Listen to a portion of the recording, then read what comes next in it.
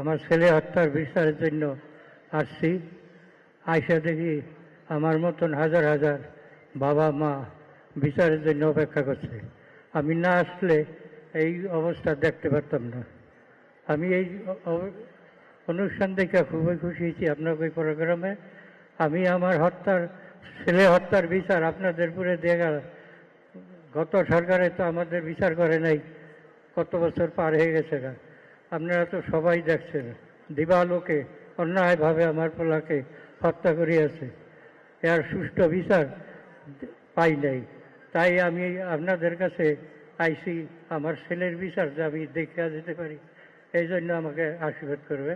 আর আপনারা ভালো থাকেন। নমস্কার। আমি শহীদ আবরার ফাহাদের পিতা। আমার ছেলের কি অপরাধ ছিল জানি না। সে দেশের পক্ষে কথা বলার জন্য 2019 সালে 6 আগস্ট তাকে দিবাগত রাত্রে 6 ঘন্টা নির্মমভাবে পিটে হত্যা করা হয়। তৎকালীন আওয়ামী লীগ সরকারের ছাত্র সংগঠনের নেতৃবৃন্দ আমার ছেলেকে হত্যা করা হয়। আমার ছেলের বিচার এখন আমি পাই নাই। আমি আপনাদের সবার কাছে আমার ছেলের বিচার প্রার্থনা করি। তারপর পরবর্তীতে শহীদ আবরার ফাহাদ কী অপরাধ ছিল, সে দেশের জন্য কথা বলেছিল। আমরা তিস্তা নদীতে পানি পাই নাই, সে বলেছিল ফেনী নদীতে পানি আমরা বিনা চুক্তিতে বিনা শর্তে আমরা ফেনী নদীতে পানি দিচ্ছি। ভারত থেকে পেঁয়াজ রপ্তানি বন্ধ করল, কিন্তু আমাদের ইলিশ মাছ আমরা 500 মেট্রিক টন আমরা ইলিশ মাছ দেওয়া হলো। 47 সালে দেশভাগের পর আমরা কলকাতা বন্দর আমাদের তৎকালীন সরকার কলকাতা বন্দর ব্যবহার করার জন্য অনুমতি চেয়েছিল, কিন্তু আমরা সেটা না পাওয়াতে আমরা দিলাম মোল্লা পোর্ট তাদের ব্যবহার করার জন্য অনুমতি। এইটাই ছিল আবরার ফাহাদের অপরাধ। সে দেশের জন্য কথা বলাতে তাকে নির্মমভাবে হত্যা করা হয়।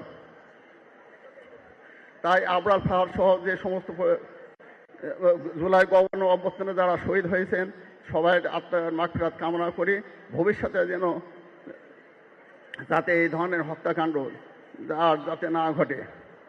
আর বর্তমান আমরা 2024 আগস্ট সেপ্টেম্বরে যে আন্দোলন করে যে নতুনভাবে দেশটা স্বাধীনতা অর্জন করেছে, এই স্বাধীনতা যেন অব্যাহত থাকে।